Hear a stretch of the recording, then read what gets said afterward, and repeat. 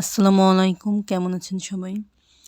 তো আমি কিন্তু দেখেন এখানে যে কঙ্কন মাছ নিয়েছি। এই মাছগুলোকে এখন কুটে ধুয়ে পরিষ্কার করে নেব। তো এই মাছগুলোকে আপনারা কে কী বলেন, কী মাছ নামে আর কি চেনেন আমাকে কমেন্ট করে জানাতে পারেন। তো এই বেগুনটা দিয়ে আমি কিন্তু এই কঙ্কন মাছ আজকে ভুনা করব। তো এখন আমি মশলা বেটে নিচ্ছি, কিছু জিরা, রসুন, আদা আর হচ্ছে কাঁচামরিচ, পেঁয়াজ এগুলো আমি বেটে নেব। আর যারা কন্টিনিউ আমার ভিডিও দেখেন তারা জেনে থাকবেন যে আমি আসলে সবসময়ই বাটা মশলা দিয়ে তরকারি রান্না করি।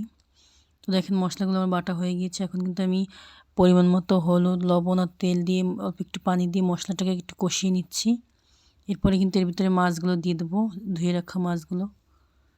তো দেখেন আমার মোটামুটি মশলাটা কিন্তু কষানো হয়ে গিয়েছে, কালার দেখেই বুঝতে পারছেন। এখন আমি এই যে ধুয়ে রেখেছিলাম যে মাছগুলো, সব মাছ আমি রান্না করব না, কিছু মাছ ফ্রিজে রেখে দিয়েছি।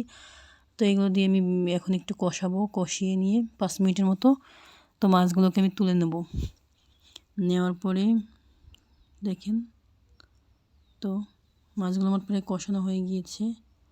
বেশি করবো না, মাছগুলো কিন্তু আবার রান্না করলে অনেক শক্ত হয়ে যায়। তো দেখেন আমি মাছগুলো কিন্তু কষানোর পর তুলে নিয়েছি। এরপরে ওই কড়াইয়ের ভিতরেই কিন্তু আমি ঝোলের পানি দিয়ে দিয়েছি। ঝোলের পানিটা ফুটে ওঠার পরে আমি যে বেগুনটা কুটে ধুয়ে রেখেছিলাম সেই বেগুনটা দিয়ে দিয়েছি। এখন আমি ঢেকে 10 মিনিটের মতো রান্না করব। তারপরে আমি কষানো যে মাছগুলো এইগুলো দিয়ে দিয়েছি দেখেন। এখন আবার আমি ঢেকে দেবো, ঢেকে দিয়ে আবার 10-15 মিনিটের মতো রান্না করে নেব। তো আপনি আমার চ্যানেলে নতুন হয়ে থাকলে অবশ্যই আমার চ্যানেলটা সাবস্ক্রাইব করে রাখবেন। আর এখনও লাইক না দিয়ে থাকলে অবশ্যই লাইক দিয়ে দিবেন।